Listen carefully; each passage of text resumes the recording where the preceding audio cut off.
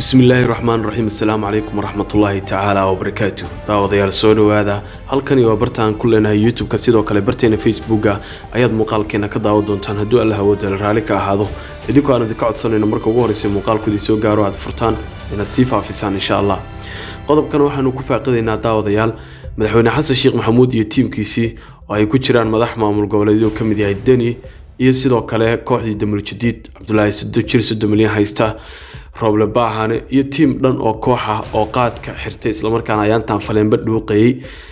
oo qaadkii saartay lacag maalinle ah oo faa'iido tirada ka badatay oo William Ruto uu cunqabateyn ka saaray durba dagaalkii William Ruto ee ka dhanka ah kooxda fila Soomaaliya oo bilowday shacabka gobolka Miira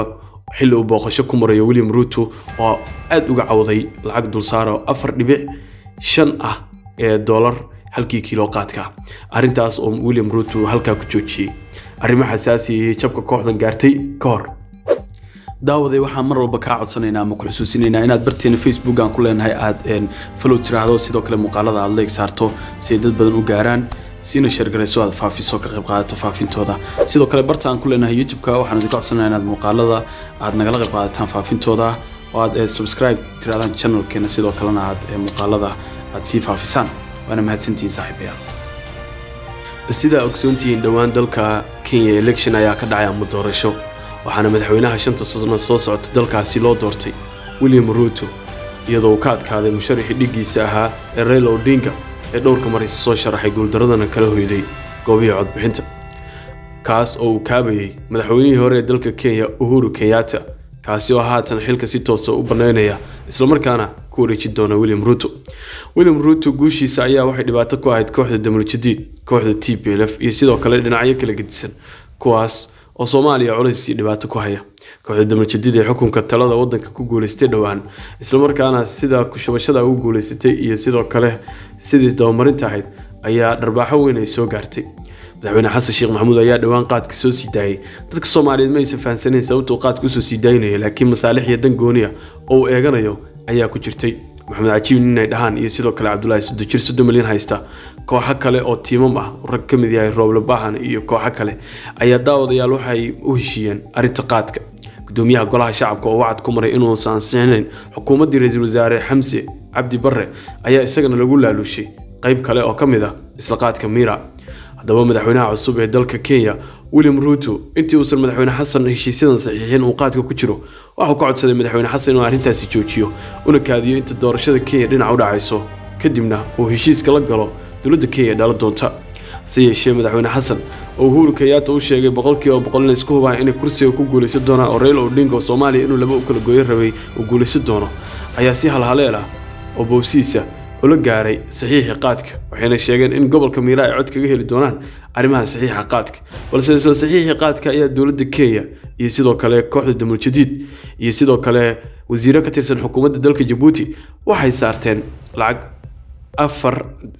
دولة ولا لها جيبوتي لعق أفر نبيع $5 أي سارتين وفائدة qaadkii ay sixirkiisa kor u qaadeen ganacsatada Soomaaliyeed ayaa ka cawday waa madaxdii dawladda loo dhiibay ama qarnimada Soomaaliya ee dalka inay samata bixiyaan rabay oo qadwalayaal isku bedelay isla markaana dadkii ganacsatada ay baa mushtarka ah ee qaadka shaqaysan jiray ku qabsaday arrimihii qaadka oo dhowrkii sano ugu dambeeyay xirnaa waa qaadka Kenya ayaa dhaqaale burbur aad u baahsan ay kala kulmeen dawladda Kenya sidoo kale gobolka Miira ayaa ahaa utuntay dhibaatada ugu weyn ee ay gaartay dhaqaale darridii kasoo wajahday gobolkaasi ayaa la sheegay dad badan inay noloshooda isdhaafiyeen oo ay xaalad jahwareer darteed isku dileen qaarkood sida ay dhowr mar ku cawdeen hadaba daawadayaal gobolkii Miira islahaayeen codad baa ka helisaan ayaa William Ruto u codeeyay sabab la xiriira inuu William Ruto ku ololeynay inuu yahay nin dhalinyaro isla markaana dadkan boqortooyada caamal isku siiyay xukunka Kenya inay tahay in laga wareejiyo iyo arinta labaad oo ahaa lacagaha dul saartay dhibaatada ku soo siyaaday arinta qaadka inuu xalli doono wishii ayuu qaatay daawadayaal maanta ayuu safar ku tagay gobolka Miira ee dalka Kenya waxayna u sheegeen culays aad u baahan oo haysta oo ku aadan in madax Kenyana iyo madaxdii Soomaalida ama dawladda Soomaaliya ay u heshiyeen arintii qaadkana ay la circireyso dhaqaale badan iyo dhibaato culus oo ay ku hayaan lacag $4.5 oo dhiganta 540 shilinka Kenyaanka oo la dul saartay waxaana daawadayaal gudoomiyaha jamciyadda ganacsatada qaadka miiraha ninka lagu magacaabo Kimathi Mujuri oo xaqiijiyay in ay dhibaato aad u culus ay haysato waxa uu sheegay ilaa 16 nin inay ku jireen oo ganacsatada arinta ganacsiga qaadka laakiin haatan ay 7 kaliya ku soo hartay maalinba sidii koox ay u baxaysay wax la'aan iyo faa'iido darro darteed waxaana sheegay marxaladii waagi hore qaadku joogi jiray marxalad ka liidatay inuu joogo sidoo kale isla arintan qaadka ee canshuurta dheeriga la dul saartay ayaa taabtay Soomaaliya maadaama qaadkii uu kacay deegaanadii uu dhaqaalaha deegaanadii uu lacagta qiimaha yar ku tagi jirayna uu sii laba jibaarmay waliba dalkeena xaalad adag oo abaareed ay ka jirto sixir bararka ayuu ka sii qayb qaadanaya baabaa bulshooyin badan ayaa ku kala tagaya qoysas badan ayaana ku dumaya maadaama qaadka ayadoo awalba la yaabanaa mirooga haatan intii ka qaaliyoobay haddaba daawadayaal arrimahaasi oo dhan oo jira yaa qaadka xirtay yaa ka intifaacsanaya madaxweyne xasan sheekh maxamuud maxamed cajiin ay dhahaan iyo kooxo kale oo isla dumajadiid ka tirsan baaqaadkii u xiran yahay daawadayaal qaadwalayaal ayay noqdeen horay ganacsatada Soomaaliyeed waxay sheegeen inay u goodiyeen inay saxiix madaxweynaha gacanta ku wataan laakiin waxba soo xaqiijinay isla madaxweynaha iyo tiimkiisa iyo qoyskiisa daa gadaashiisa inay kaga jiraano lacagahan iyo waxaan laga helay faa'iidada daily lacag badan ah bishiina 5 milyan lacag ku dhawaad ah oo dollar dailyna intaasoo kun oo dollar in la kala qaybsanayo saddex loo kala qaybsanayo waa tiimka Mujadid iyo madaxweyne Xasan iyo Cabdullaahi Jiri 3 milyan haystaa meesha maraya ninkii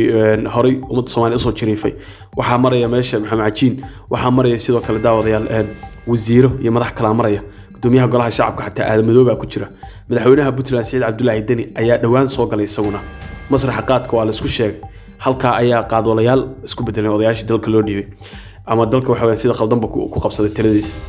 daawadayaal arintani Soomaalidana halis bay ku tahay ganacsatada Soomaaliyeed waxba uma harino xataa ganacsatada xogaa ka ahayd halka ka bariisay jirtay naqska lagu dhiji haddaba William Ruto durba talaaba ayuu qaaday maanta madaxweyne xasan sheekh inuu la hadlay ayuu sheegay ballan wuxuu sheegay ku maray inuu 4 iyo 5 $4 iyo macnaha 4.5 dollar $4 iyo bartaas inuu ka dejin doono arinta qaadka oo kala hadlay madaxweyne xasan sheekh maxamuud haddii kalena gabi ahaanba suuq kale in loo raadinayo ay ku andacoonayaan kooxdan William Ruto waxayna u badan tahay daawadayaal xasan sheekh iyo tubadii ama faleenbadii ay rabeen inay halka ka nuugaan inay halkaas uga soo xirantay madaxweyne qaadwala ah ayaa Soomaaliya wax ka sugaysaa masiir inuu hagaajiyo sidaad u aragtaan William Ruto uu bilaabay dharbaaxooyinka waxaana loo malaynayaa arintani xisbiga nabadda nolol xataa inuu faragelin ku leeyahay in dadka Soomaaliyeed culayska laga daayo William Ruto arintan wax ka qabto kooxda magafiyaasha in kooxda nabadda nolol wax gacan ku leedahay laga yaabaa daawadayaal sidaad u aragtaan dhanka hoose nagu wadaaga fikirkiina وعليكم السلام ورحمة الله وبركاته. دمان مeel kasta joogaan waan salaamayaa waxaan ahay hooyo Soomaaliyeed oo xanuunsan hadda ka horna qadka la sameeyay dad muslimiin oo badan ka qayb qaatay oo lacagii ururiyay lacagtu baas leen baa liigu gaday Jarmalka lacagtu waxba iga dhiman ya diyaaradda tigidkeedii qalitaan waa loo helay Jarmalka oo la iqaadi rabo dadka muslimiinta dhammaan walaalahayga waxaan rabaa inay isoo caawiyaan oo iga caawiyaan diyaaradda tigidkeeda iyo lacagta iga dhiman oo dhan ilaahay ajriga xasanaadka idan ka siiyo dambigiina iyo dambiga